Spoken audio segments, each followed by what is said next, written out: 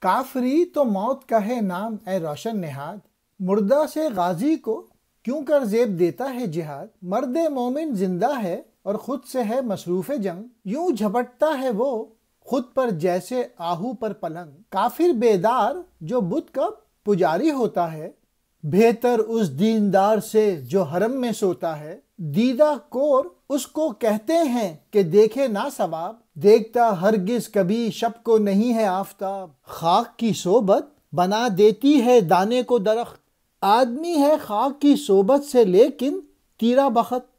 دانہ حاصل خاک سے کرتا ہے سوز و پیچ و تاب، تاکہ لے فتراک میں اپنی شعاع آفتاب۔ جاننا چاہا جو میں نے ایک گلے صد چاک سے، رنگ و بو کس طرح وہ لیتا ہے باد و خاک سے۔ عارف ہندی علامہ اقبال کو کہتے ہیں، اے روشن فطرت اقبال، یہ جان لے کہ کافری یعنی خدا کے وجود سے انکار موت ہے۔ غازی کو یہ زیب نہیں دیتا کہ وہ مردے سے جہاد کرے۔ مرد مومن زندہ ہے اور وہ اپنے آپ سے برسر پیکار ہے۔ وہ یعنی مومن اپنے آپ پر کچھ اس انداز میں جھپٹتا ہے جیسے چیتا ہرن پر جھپٹتا ہے۔ پلنگ چیتے کو کہتے ہیں۔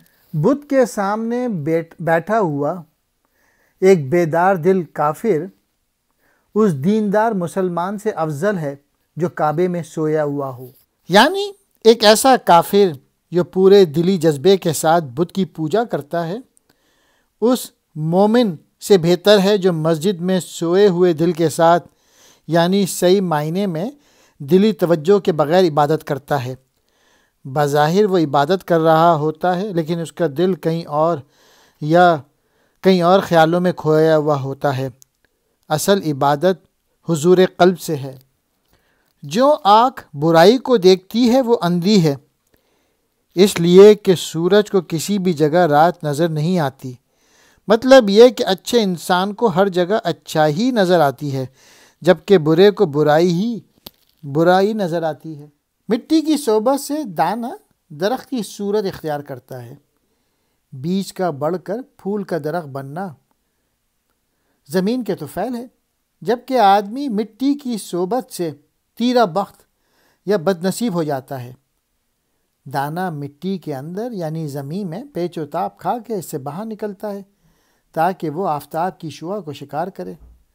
آدمی کا مٹی کی صحبت سے تیرا بخت ہونا اس لحاظ سے ہے کہ جب کوئی انسان مادیت سے خود کو وابستہ کر لیتا ہے اور روحانیت اور جذبہ اس سے دور رہتا ہے تو اس طرح وہ صاحب بقا نہیں بن پاتا۔